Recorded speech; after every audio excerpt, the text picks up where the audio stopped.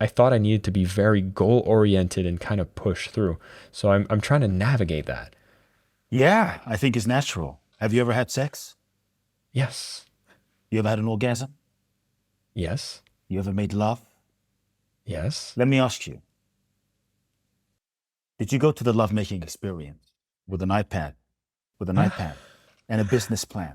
Everything scripted out. Minute one, minute two, minute three. Hey, honey, bend over 45 inches to the left. Kiss me, one centimeter to the right. And in minute two, we're going to do this. Minute three, we're going to do that. And this is how it's going to go down. And we're going to make love for 15 minutes. Is that how it went down? Bro, that's not how it happened, right? What made the lovemaking so blissful? What made it so ecstatic? What made it so like, wow, was because you let go of control. You didn't have a plan. You were effectively surrendering. You just followed the flow of the energy with your partner, and you kind of transcended your own egoic self for a moment, and that's what made it blissful. It's what we're seeking. Why do we drink and get smashed out of our brain and drunk and stoned and high? And what we're seeking is a release from our own egoic sense of controlled nature. And so it's what we want. So how will it impact your life? Was like, why do we crave sex? Why do we love the orgasm? Because we're seeking that sense of letting go. Now, what I will say is, yes, I will agree that in our culture, surrender, there are so many misconceptions about the word surrender. So let's address that. This idea that surrender is weak, this idea that surrender is passive, this idea that surrender is being a doormat, you're not going to get shit done, nothing's going to happen, you're not going to manifest your goals, dreams, and desires, you're going to be left behind. If you surrender, you're going to get less in life. And so who the hell would want to surrender? It doesn't sound very exciting. And so I'm actually saying, no, this is a misconception, that if you understand the real essence of surrender, the type of surrender that you experience in lovemaking, the openness, then what is possible is what if you didn't get less in life, but you actually got more than you could have planned and intended and projected with the limitation of your conscious, localized personalities, understanding and awareness. Maybe not what you thought, maybe not what you expected, but what if it was better? What if it was beyond? I mean, hell, I don't know your entire story, bro, but you're in Bali. I'm not sure if that was in your script or your plan,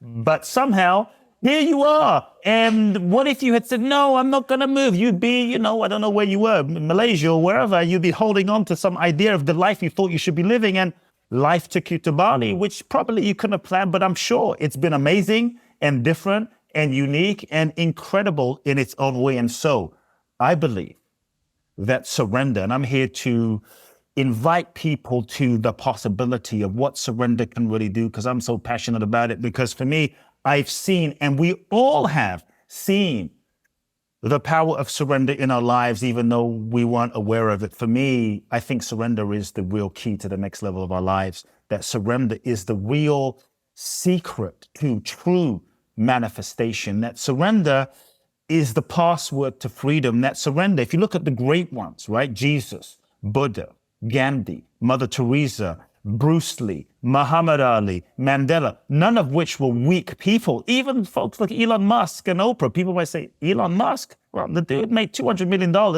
You talk about entrepreneurs, right?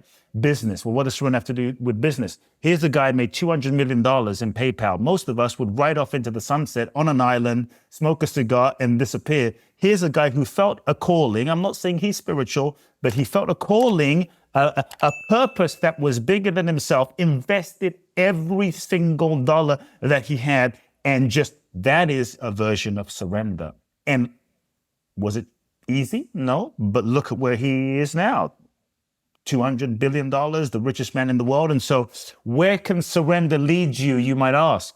Let's ask Elon Musk, Bruce Lee, Muhammad Ali. These were not weak people. So I believe that at some point, all of these individuals reached a point in their life where they surrendered. They let go. They had to let go of the limited idea of the life they thought they should be living. And they surrendered, and they followed a deeper calling of their soul.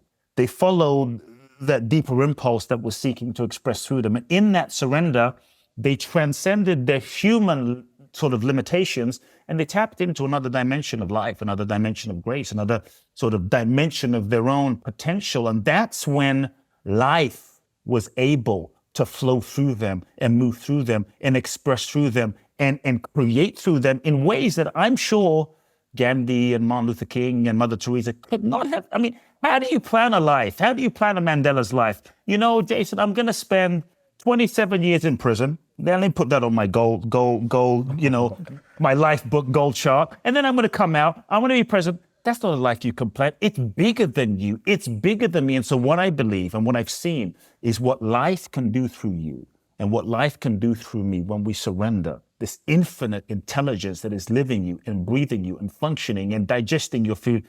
It knows what to do if we just let go and surrender. And so surrender doesn't mean sitting there and doing nothing. Surrender, just to define and set the context for the conversation, is surrender is a letting go of control, or I should say the illusion that we think we're in control in the first place. Surrender is when we stop trying to force and manipulate life to fit our limited idea. This relationship has to be this way. This person has got to be the one. This has to look this way.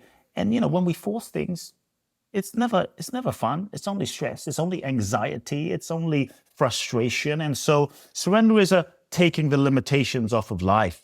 It's an availability. It's an openness. And I think when we take the limitations off of life, that's when we see the magic happen. So the old paradigm, to answer your question, I call it the ego-based model for living life, which is all about you got to know what you want. You got to know what you want, and then you have to like make it happen and force it to be. You might look. You can create that way. You can succeed that way. But what I have found is it will always be limited. When you create from the limitation or the level of the mind and logic and the ego, you can manifest, but your manifestation will be limited because the mind, the ego is limited. It's conditioned from past experience. So whatever we create is still to a degree limited from past experience. And you might achieve what you thought you wanted to achieve, the life that you thought you wanted to achieve, only to realize that what you've achieved or what you've manifested is not what you really wanted to manifest. It was just what you thought you wanted based on who you thought you were. But if you're not in touch with who you truly are, what is real, what is authentic, then many times the goals that we intend and project can be projections of unmet needs, as an example, from childhood. So the question I invite you to ask, whether you're a mother, a daughter, a businessman, an entrepreneur, an Elon Musk, an Oprah, a salesperson, doesn't matter. The question I invite you to ask is, not what do I want, this limited sense of I. What I invite you to ask is, it's a different question. It's an infinite question that opens you up to infinite possibilities. It's more like, what is it that life is seeking to express through me? What is it that the universe is seeking to express through me? What is my soul seeking to manifest and express and create and write and podcast and design? And what is the deepest impulse of my truth seeking to express? And then you kind of feel into that. You catch that vision. You attune to that. You align with the deepest truth of your own being, your authentic nature. Then you can bring your mind and your planning and your strategy and your logic to support the fulfillment of what is authentic and true. So it's a surrendering to your deepest truth, giving 100%. You might work harder than you've ever worked. Let me tell you, Gandhi wasn't lazy. Mother Teresa wasn't lazy. Martin Luther King, they weren't lazy folks. They were working for a vision and a mission that was bigger than themselves. And it took all of their time and all of their energy. So they hustled, but they were hustling in alignment with what was true. So then you give 100% without the attachment. The key to surrender is without the attachment to the outcome. And so that's the essence of surrender, to answer your question. Thank you so much for listening to the Selling with Love podcast. We have some previous episodes you can tune into right here.